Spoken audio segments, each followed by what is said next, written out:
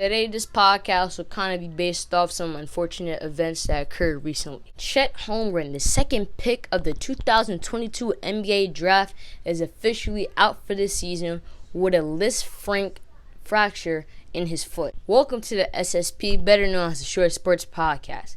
And today, we'll be discussing Chet Holmgren being out for the season and Patrick Beverley actually getting traded to the Lakers. I know a lot of people were upset about Chet Holmgren being now injured for the season and not being able to play his whole rookie season based on his injury in the crossover Pro-Am game.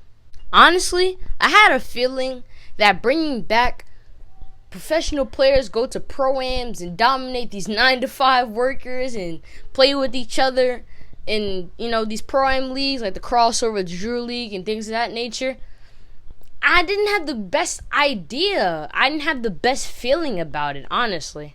Because when you're playing against these random players and you're playing in these Pro-Am leagues, it's very open to get injured. It's very possible that they play a little too physical where there's not like a official NBA ref there to call the fouls and make sure you're not getting injured, and there's not trainers right there that are ready to patch you up and fix you up as soon as you get injured.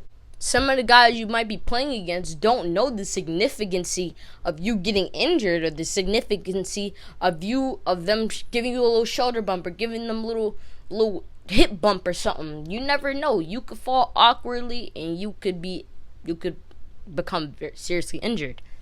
I do understand that on the play, he was guarding LeBron James, another professional NBA player who knows how to take care of his body very well, but still, you have to be careful when you're playing in these Pro-Am leagues. You never know, something could go wrong. Same can be said for the NBA, but the NBA is much more professional and they have much more regulations and different trainers and different people ready to be there and on standby. You know what I'm saying? I do have to mention, when Chet Holmgren was being drafted and being recruited, I noticed that he's very skinny for his size. He's not necessarily NBA ready in terms of his body type. He doesn't have a body type of an NBA ready player, unlike Paulo Banchero, who definitely does. Chet Holmgren is give or take 7'1", around 200 pounds, give or take. He's very skinny and light for his size. NBA centers honestly might be dominating him if he plays that position when he's playing in the league. But on the flip side, we've seen players like Kevin Durant and Anthony Davis at their respectable positions, both kind of built like Chet, bulk up and be ready and be well equipped in the NBA and not get pushed around and bullied. But also, on the other hand, Chet is playing a different position from those two guys. Kevin Durant is playing small forward. Anthony Davis is playing power forward. Chet Holmgren is playing NBA centers. He's playing center. With guys in the NBA like Joel Embiid or Nikola Jokic or even someone like DeMarcus Cousins, all around 270 pounds, it's a huge difference. Joel Embiid is 290 pounds. Nikola Jokic is around 250, 240 pounds. And DeMarcus Cousins alone is 265 pounds. Just 3 centers in the NBA right now. But hopefully, Chet Holmgren does recover well. I know that a lens fracture is actually a pretty serious fracture. I've heard in the past.